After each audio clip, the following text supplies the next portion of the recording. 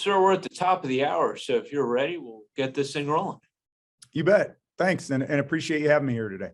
I appreciate it. So I want to welcome everybody this morning, and I'm Doug Birkey, the Executive Director at the Mitchell Institute, and just want to welcome everybody to our Nuclear Deterrence Forum series. And I also want to thank Major General Lutton for joining us today. As Commander of 20th Air Force, he's responsible for more than 12,000 airmen providing nuclear global strike and nuclear weapon sustainment for the U.S. Air Force. 30-year veteran of the Air Force, Major General Lutton previously served as a Joint Staff as a Deputy Director for Nuclear Deterrence and Homeland Defense Operations. And to our audience, we understand that General Lutton is joining us from a secure facility, so thank you for understanding if the video is a bit choppy at times. It shouldn't affect what the General has to share. And so with that, sir, thanks again for making time to join us today. And I'd like to start off by giving you an opportunity to make a few opening remarks regarding the challenges and opportunities facing your team. And as a note to our audience, feel free to raise your hand using the function on the app or submit a question in the Q&A window anytime during the event here. Thanks, and I really appreciate the opportunity to be with the Mitchell Institute. I think it's an exciting time, not only for our Air Force, but for Global Strike Command, as we look at sustaining our Minuteman III force while we begin the modernization process for the ground-based strategic deterrent. And so it's just an exciting opportunity to lead our airmen, and it's a great time to be in 20th Air Force and Global Strike Command. I appreciate it. So, sir, just to dig a bit deeper into some of these topics that you raised, in a recent op-ed in Breaking Defense, you argued that the modernization of U.S. nuclear forces is more about modern, not just more. Can you elaborate on this point? Sure. I think as you look at what has publicly been discussed on the ground-based strategic deterrent or any element of our nuclear triad, it's clearly not a position that we're looking for more. We're looking for modern. I mean, I think General Hyten said it best when he said, if you look at all our equipment on the nuclear enterprise side, it's just old. And I even quoted him in that article. And I mean, that's the fact. This isn't a race.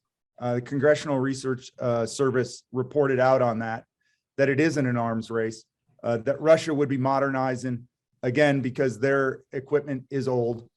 We're modernizing because our equipment is old. And I think it's absolutely critical to do that to sustain a deterrent force for our nation going into the future.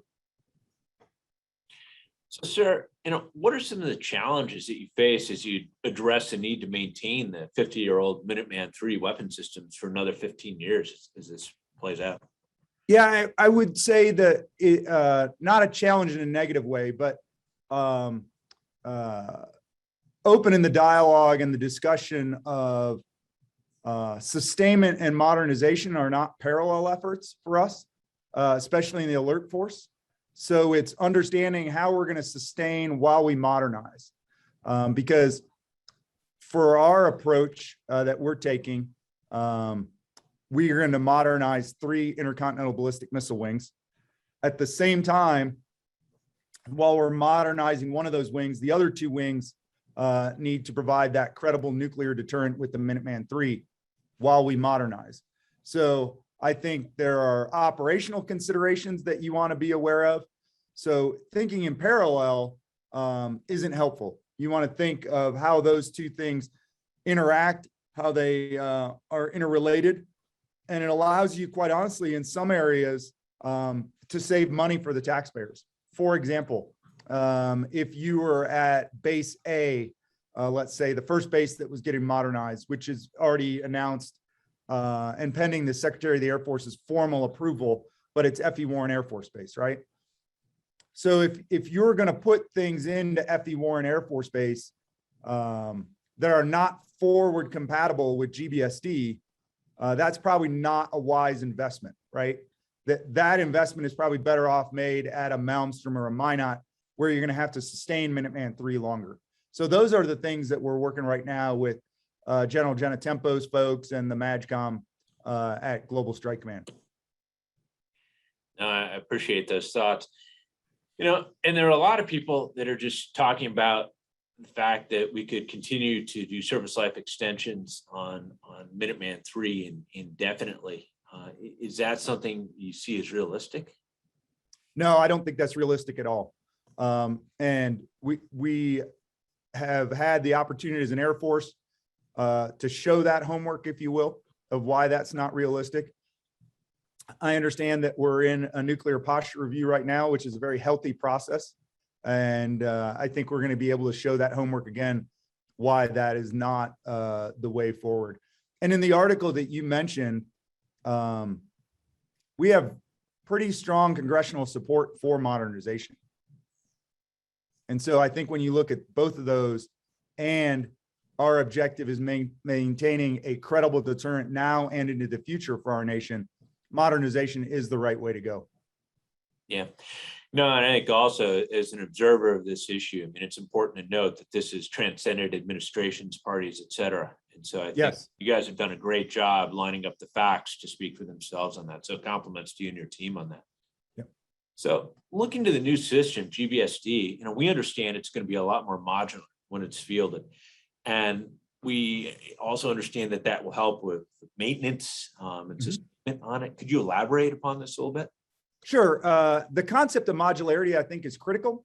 For example, the first system I operated on was the Peacekeeper weapon system, which was modern back in, I would say, the late 80s, early 90s. And what that modularity does and why that saves you manpower is it's designed and built and constructed to be less maintenance intensive. What do I mean by that? As opposed to an action or activity that may require 20, 25 people to do a simple task. Now with a newly modernized system, you have a line replaceable unit. Think of a drawer that you can simply remove and replace that doesn't require 5 technicians. It may only require 2 technicians and requires maybe significantly less security forces. So those type of things aren't new to the intercontinental ballistic missile enterprise, but they're very different than what we have with Minuteman III right now. Minuteman III is a very labor intensive weapon system. So that's exciting for me because I got to experience that with Peacekeeper very early on, the modularity and the line replaceable units, and saw the benefit of it, not only in manpower savings, but also in savings of time for our airmen that are out in the missile complex doing maintenance. Yeah. And I'd also think one of the advantages too is just straight up you're dealing with a current production force and supply base and all that. And obviously Sure. with 3, it's quite old at this point in time, which it's got to have challenges of its own. You bet. Yeah. So, another issue of GBSD that people don't talk about as much on the outside, people focus on the missile, is really the notion of MC3. And I understand that that's a huge priority, updating the entire infrastructure surrounding that. Can you talk to us a little bit about the underlying philosophy in play with what you're trying to achieve with this new system and how it differs from what we have today? Well, I think anytime you talk your nuclear command control communications, that's really your bedrock of your weapon system, because it allows us to maintain absolute positive control of that weapon system. And so as we go forward, and you were talking about obsolescence of potential supply chain items, I think that is also something that we keep an eye to on the nuclear command control communications.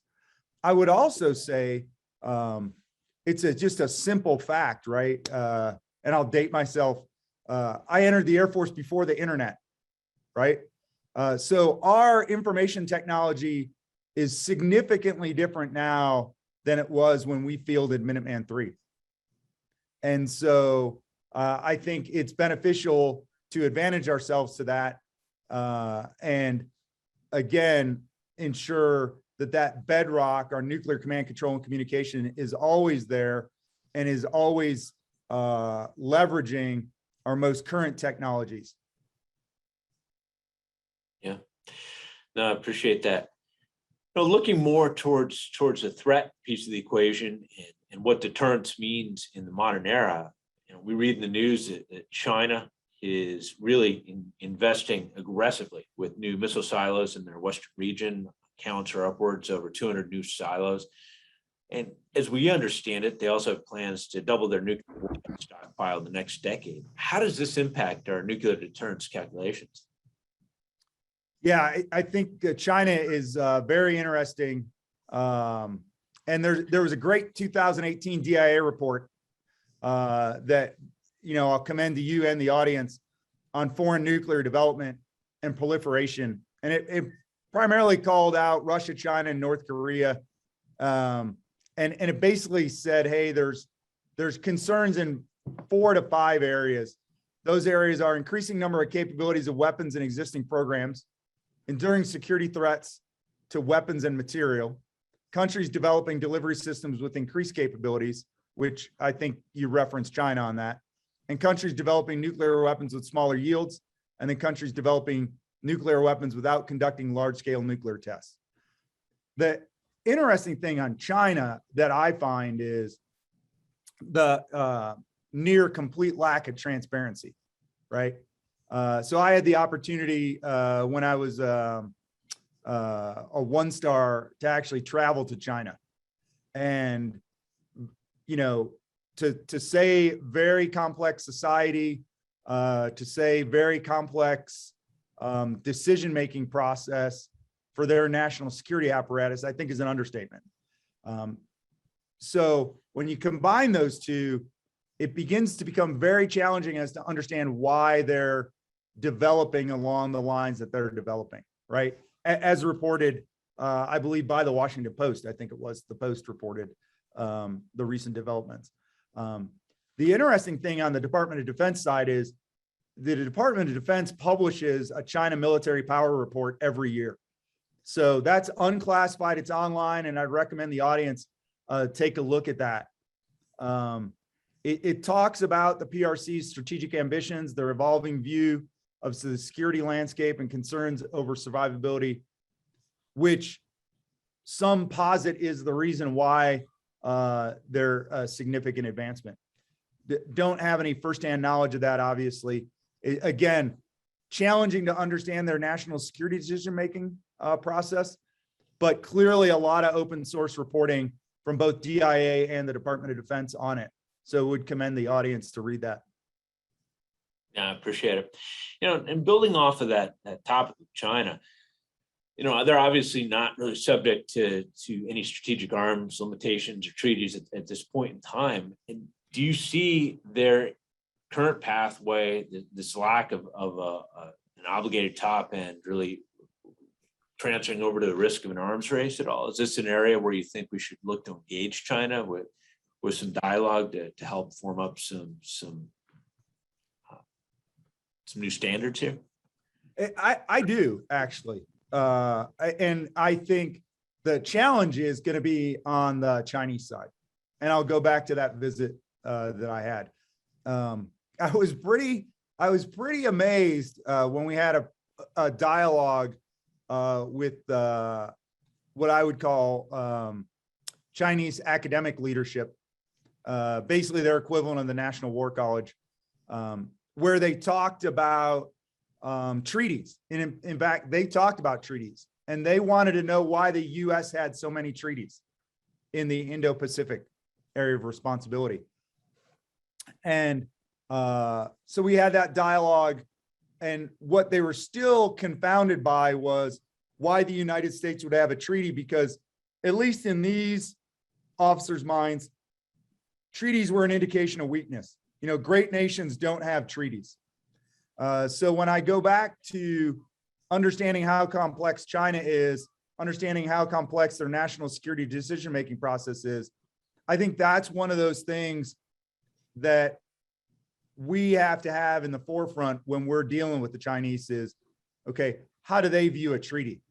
For us, it's a very natural part, as you alluded to, about norms of behavior. The Chinese may not see it that way. Notwithstanding, I think we should still try and work with the Chinese And interestingly enough, I believe modernization is a critical part of that, right? Modernization is a critical part of counterproliferation, and modernization is a critical part of nuclear nonproliferation. So I think it is beneficial to work with the Chinese. We'll see if the Chinese want to work with us. That's clearly up to our diplomats and our most senior military leaders to approach them, but it makes sense to do that to me. I appreciate it. And it is a complex issue, yet so important. Mm-hmm. When we look about what this means to our allies and partners and having that blanket of protection through extended deterrence, it's just a lot in play here. So appreciate your thoughts there. Yeah. But turning back to the U.S., it's obviously no secret. Anybody that picks up the newspaper can see that many advocate for the deferment or cancellation of plans to recapitalize the ICBM element of the triad. And, their arguments generally go along the lines that submarines and bombers can carry the job alone. What are the risks with following that sort of suggested path? I would start with, before we talk about risks, I would start with how well the triad has served the nation, right? The triad has delivered strategic stability for the nation for over 50 years, right? And so I think there should be great analysis done before changes to that are made. I also think what is required to look at is how far this nation has moved, right? If you just look in the very small time that I've been on active duty, and rightfully so, we have adjusted our nuclear posture significantly over the last 30 years, and rightfully so, right? And I think along the way, there was a series of policy deliberations and congressional deliberations and national military strategy deliberations that informed that adjustment. So I think that's a healthy part of the process that we're going through right now. I just go back to the 2018 Defense Intelligence Report. I go back to the world we live in, not the one that I want to live in, right? And go, our nation is served exceptionally well by a nuclear triad that is scaled to what we have right now. No, and it's often a talking point for you and your team, but obviously the fact that we live in the world in which we live without any major catastrophes at that level just proves that it's doing its job every day, and very powerful record. So, sir, at this point we're at the end of our prepared questions, but I want to kick it over to our question and answer segment here. Just Sure. alert to our listeners. On August 23rd, we're going to be hosting our next education series with Dr. Stephen Blank, a senior fellow for Russia at the American Foreign Policy Council. It's a good upcoming event. So now for everybody that would like to join for the Q&A feature, if you can please either enter a question in the Q&A function or by using your raise your hand function on your device. I'll call on you. Please unmute your mic and state your name and affiliation per guest. And then from there, we'll go through these to the end of our time block. So with that, I've got a raised hand from Abraham Mashi. General Lutton, sorry about that, guys. Just had to unmute. Good to see you again, sir. Hey, good to see you. I hope you're well. Thank you. Likewise. You mentioned China and the ICBM fields. Also, Russia has been acting aggressively near the eastern flank of NATO. Sir, with the effort to do these pieces of news help to build public support and sway those congressmen that are still on the fence about GBSD fully funding and fully modernizing? And part of that question also, what for you, sir, is the most difficult part of your message to communicate to the public and to members of Congress? Oh, thanks. On the first one, Abraham, I think you'd have to ask the members if it helps them. I think anytime you have transparency and anytime the public can understand what is going on around the world and potential challenges to U.S. national security, I think an informed U.S. public it's critical. It's absolutely critical to have an informed U.S. public. So to that standpoint, I think it's key that our citizens have that information such that they can then begin that dialogue with their elected representative, whether they're representatives of the House or members of the Senate. So I think that's first and foremost, almost a precondition to having a national dialogue in our country is open, transparent media. Along the lines of your second question, do you mind repeating that, please?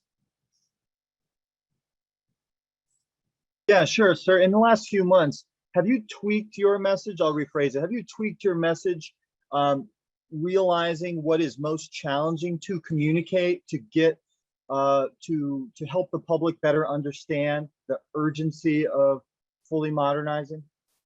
Well, thanks. And I think, not speaking for my boss, but definitely echoing, we're very consistent in our message. We're very consistent in the facts along our message of why we need to modernize the United States Air Force component of our nuclear triad.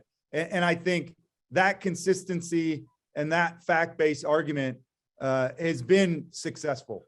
And we need to continue to make sure that we articulate that in a very, matter-of-fact, fact-based way. And I think the way that's successful at doing that, quite honestly, is you bring those key decision makers and you bring those key leaders out to our missile complexes, and they sit down and they talk with the technicians. So it's not a series of PowerPoint slides. It's not a series of talking points. It's how they interface with those young airmen, enlisted and officers every day, and understand the challenges that they confront every day maintaining our nuclear deterrent, whether that's in the bomber force, the ICBM force, or our nuclear command and control communications force. Thank you for that, sir. Yep. Sir, we've got a question here that's typed in. It goes, the mission of our missile crews requires incredible discipline and precision. Will modernization of missile fields have any pluses or minuses for the missile crews in terms of morale and retention? Sure. I one appreciate that. I think two, whenever you modernize, you're always looking to improve on quality of service and quality of life. So that is absolutely something that we are working with our system program office on for the ground-based strategic deterrent. How do we improve quality of service, quality of life for those airmen that'll be in those remote areas, continuing to pull nuclear alert? So absolutely. Got another question typed in here, and it's really asking about the transition between the current ICBM system and GBSD, and anything that you can speak to in the open environment about how that will be done organizationally and technically, the handoff between the two systems. Sure. I think for the audience, first and foremost, it starts with our test and evaluation architecture, right? And so you see that even beginning today out at Vandenberg, that there are certain facilities that are in the process or have been turned over to folks to begin converting them to the ground-based strategic deterrent. So we stay on timeline for our test and evaluation. That test and evaluation is critical to the operational fielding when we come to F.E. Warren Air Force Base. And as I said earlier, it's important for us in the operational force to look at not only sustainment and modernization, not in parallel, but as they overlap. So what does that mean practically? That means there are things that we do today, and I'll use Army terminology. We're doing things today to set the conditions such that we will be successful in 36 months to transition to GBSD. It's what I would call a lot of housekeeping type of things, but also sustainment, logistics, planning that start those actions and activities to allow us to be successful 36 months from now, 24 months from now, 12 months from now. Got another question typed in here, and I'm combining a few here. So Sure. back to our conversation on China. There are several people that have written in indicating that China theoretically has a smaller number of warheads than we do. And so how do you get them to the table for a dialogue when theoretically they're below where we are? And thoughts on that? Sure. I think what I would say is, first and foremost, to get somebody to the table requires a certain level of transparency. And to get, another country to the table to begin a dialogue, to have that transparency allows us to communicate our national security or diplomatic objectives, and then to understand Chinese national security or diplomatic objectives. And I'll just give you an example with the United States and Russia, right? The New START treaty, very healthy process for bilateral inspections when we do our New START treaty inspections. I think that's well understood. The Russians understand that. We understand that. And that supports strategic stability across a range of areas, right? And so now how does one do that with China? I think that's better left to the diplomats. They're the professionals on how you approach China in that area. I think militarily, it's beneficial from a strategic stability perspective to begin that dialogue. Appreciate that. Another question typed in here really is just asking for delineation of the full modernization steps that are in play with GBSD, so NC3 or other elements. I don't know if you have talking points to hit the wave tops there. So the question was the steps with respect to modernization? Just the different elements in play. So obviously it's the missile, the actual. Oh, sure. Yeah. And so I think it's important with the GBSD modernization that it is a complete modernization, right?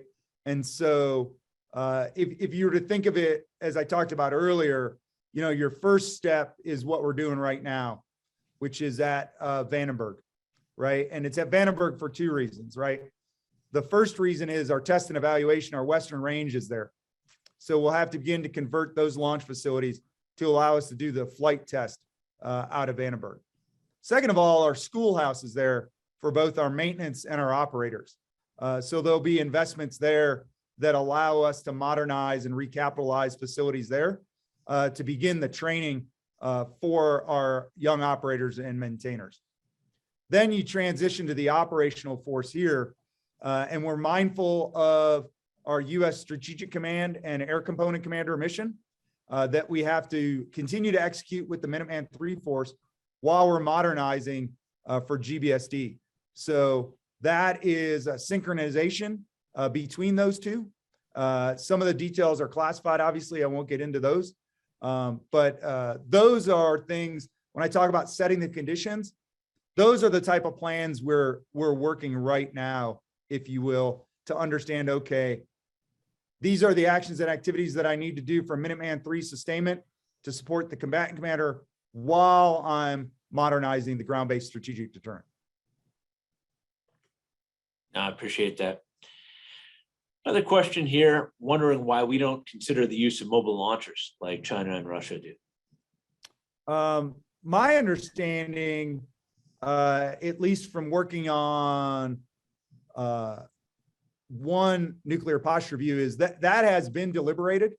It's just from a policy perspective, not something that's been chosen. I will tell you, and this is my perspective as a senior officer, I don't think that fits with our country per se, not the least of which is we don't have 11 time zones, right? So there's a practical nature. When for the historians in the on the line, it was actually looked at for a deployment posture for peacekeeper, but was not chosen then. So it's something that's been looked at before in our U.S. military history. It's just never been chosen. Understand. Question here on back to NC3 on the need for modernization for your communications architecture. Could you please elaborate more on how this integrates with the U.S. Space Force and how that new service is playing into the equation here in terms of secure communication, resiliency, improved data flow, and early warning? No, I think that's great. And I think the Guardians are absolutely a critical piece of our nuclear modernization, right?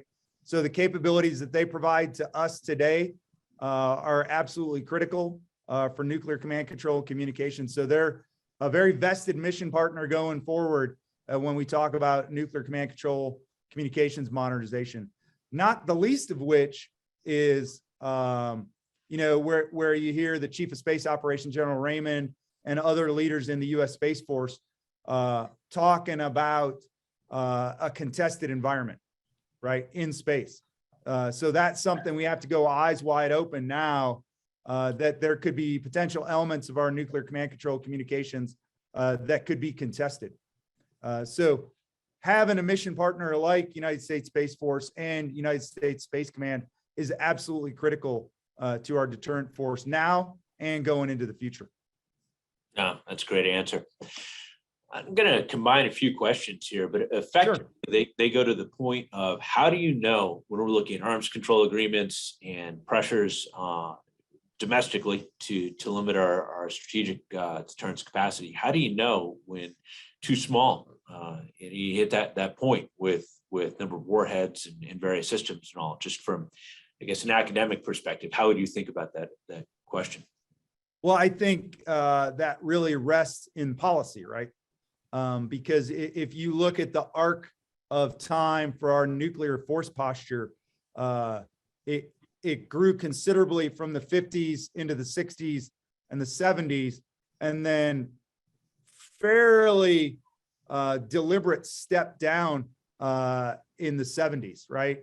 To the 80s, to the 90s, to the 2000s, to now. And I think appropriately so.